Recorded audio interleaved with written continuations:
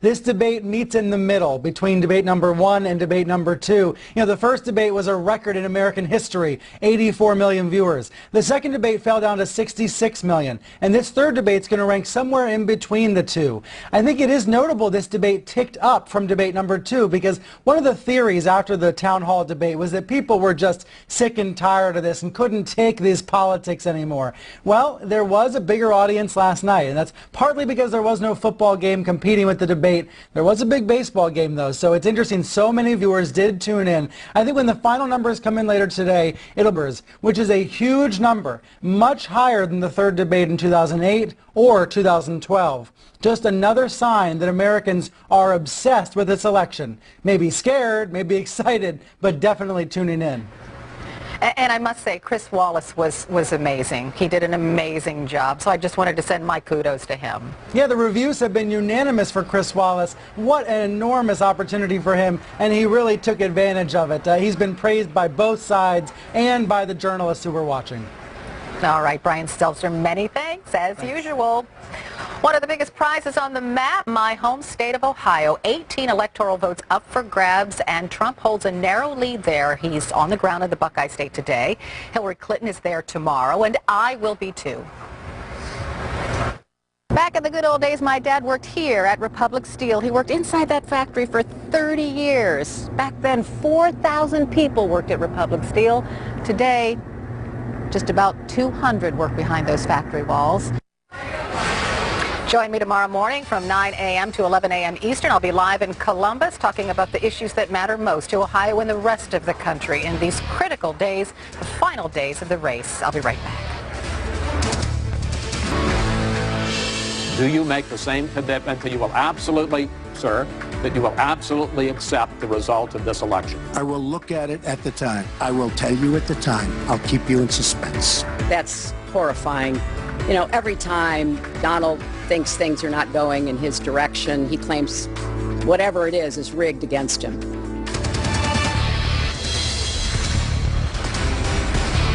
And good morning. I'm Carol Costello. Thank you so much for joining me. Donald Trump still managing to shock despite an ugly election season that has left many voters calloused from the insults. The defiant nominee challenging a pillar of American democracy and refusing to say that he will accept the outcome of the election.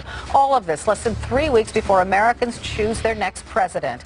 So the sprint is on as both the Trump and Clinton campaigns fan out across battleground states that are still up for grabs. And today, both campaigns are boasting that they won over undecided voters in a debate that was ugly and angry and sometimes shocking. Here are some of the key moments. Assuming he can't figure out how to get out of it. But what we want to do is to replenish the Social Security Trust Fund.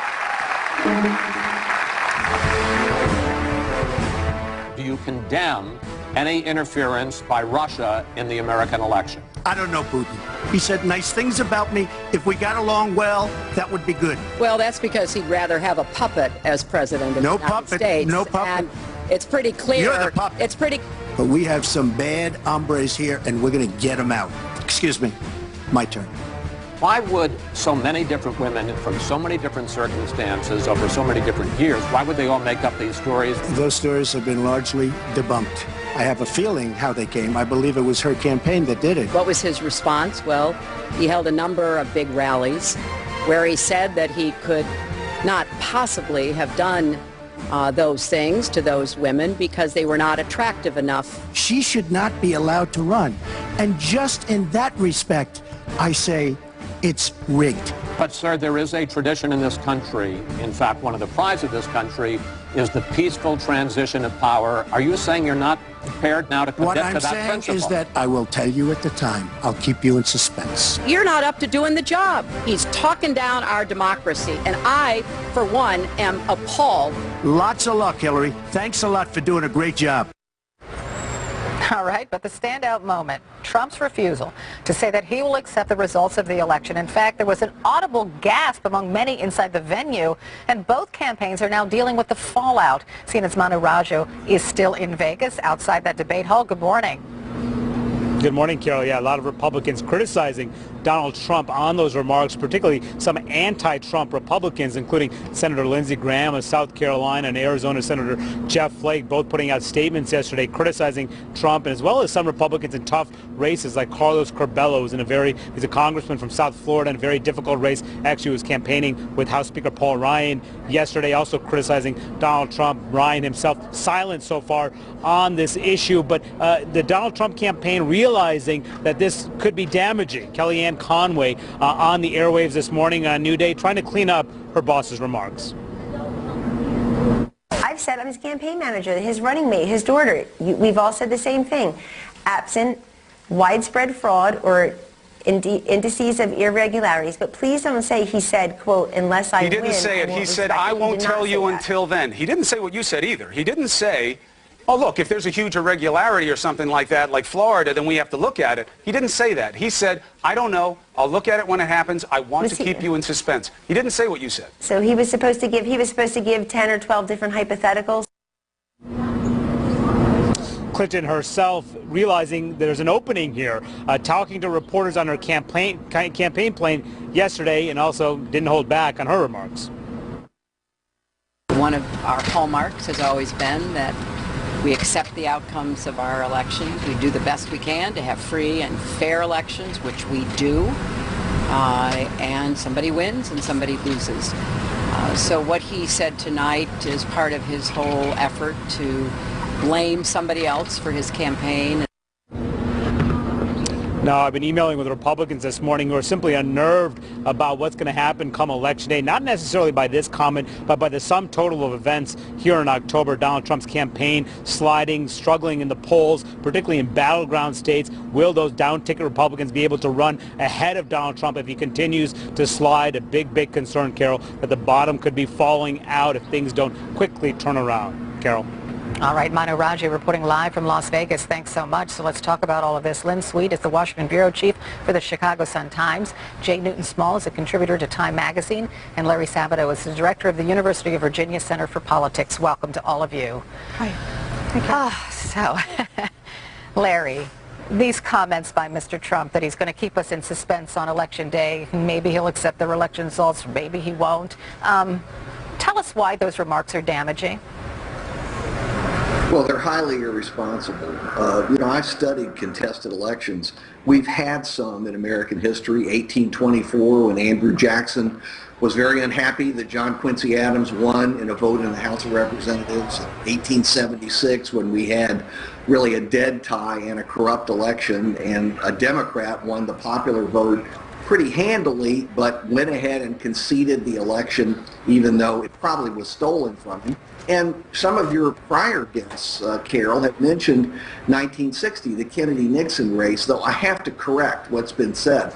I've studied that thoroughly, and I've gone to all the reports and investigations for 1960. John F. Kennedy won that election. There were fraudulent votes in Chicago, there were fraudulent Republican votes in Southern Illinois, and there were fraudulent votes in Texas. But when you added them all up, Kennedy still won the election. We've always resolved these issues because we've had candidates willing to concede, and Richard Nixon deserves a lot of credit for that. He stood up and conceded. Apparently, Donald Trump is going to be the first in advance of the election to indicate that he doesn't want to concede, though I suspect the margin is going to be so large it won't make any difference. Oh my goodness.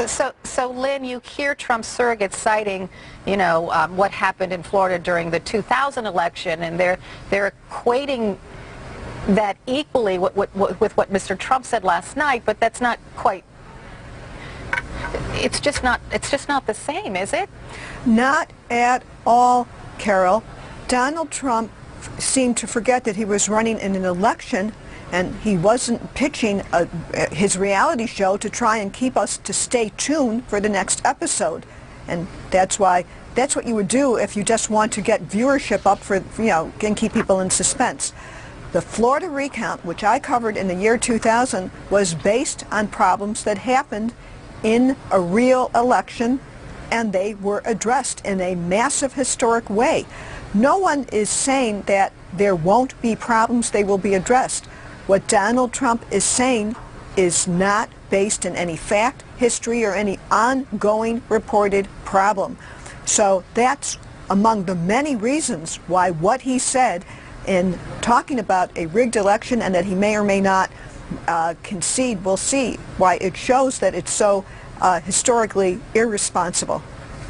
So Jay, I just talked with a Trump surrogate in the last hour of Newsroom, and I presented her with all of the facts of why there is no widespread fraud in this country when it comes to voting, and she still didn't believe me. It's disturbing.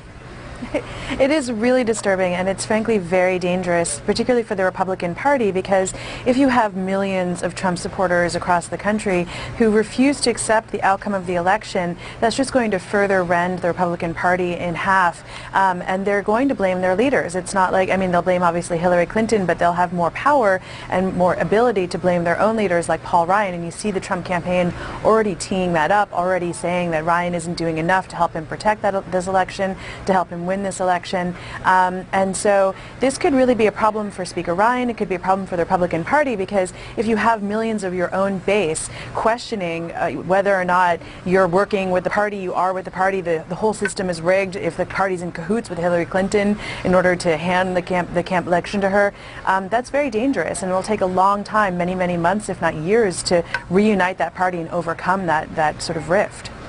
Larry, I can hear many Trump supporters out there saying, look, you know, there's the media bashing Trump again, when actually he had many good points, you know, on that debate stage last night. In fact, a lot of analysts even say during the first half hour or so, Donald Trump was doing well. Do you agree?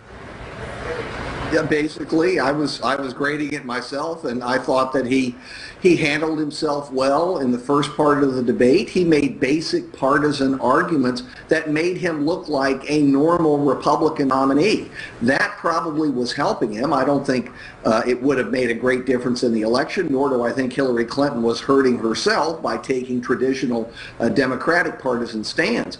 But we always look for those moments that define a debate. And there's just no question that while there were several such moments, the chief moment that will be remembered from this debate was Donald Trump, in advance of the election, refusing to commit to the election results, assuming that the vote was clear. He made no exceptions, and people are going to recall that, and it truly is irresponsible. Carol, one other note. What have people said throughout this entire campaign about Donald Trump? I don't want to vote for him because I don't think he has the temperament to be president. I don't think he's judicious in his thinking. He just proved them right. One other thing, if I may, when Donald Trump talks about a rigged election, I think Hillary Clinton turned it around and made the point last night. They got overwhelmed because of his refusal to say he would accept the election results, that there is somebody who's trying to fix the election results, and that's Russian President Vladimir Putin. Right, he did refuse to accept the fact that, you know, the FBI and the national security people say that they believe that Russia may be behind the hacking into the DNC emails and stuff.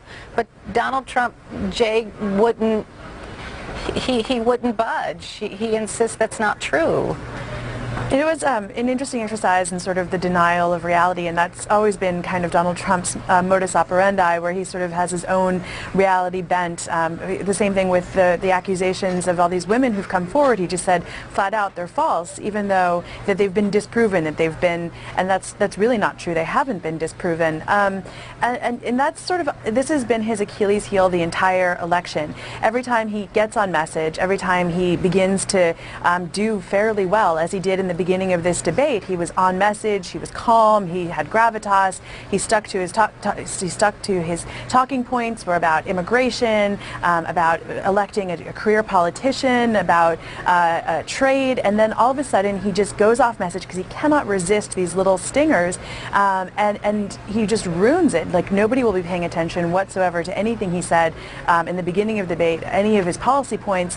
The only thing that's come out of last night is the fact that he won't accept the results of the election, and that doesn't help him at all. He needed this to be a knockout debate. He was coming into it down in the polls. He needed to really change the momentum, and he hasn't done that. He's tweeting this morning, Larry, though, that he won the debate, and I'm sure we'll continue to hear that throughout the day. Yeah, well, Carol, his tweets have said he won all 3 debates. If you go back and look at the tweets from debate 1 and debate 2 and now debate 3, they've all been landslides in his favor, which again suggests that there are parallel universes and he's living in a separate one where he wins the debates, he's winning the election, and probably will take the oath of office after November 8th on January 20th, even though he has not been elected president. It doesn't change a thing in this universe. He is very unlikely to win. At my shop, the Crystal Ball at the University of Virginia, we now have Hillary Clinton at her peak for the year at 352 electoral votes. I know CNN is more cautious. What? And has... What? Yes, we have Wait, 352? Yes, we have her at 352. You have her at 307. We'll find out on election night who's closer. Okay, you've just stunned me into silence, so it's a good time to end it here. Lynn Sweet, Jay Newton Small, Larry Sabato, thanks to all of you. Still to come in the newsroom, Hillary Clinton is trying to build momentum off of last night's debate, sending out her top surrogates today, including Michelle Obama, trying to flip Arizona from red to blue.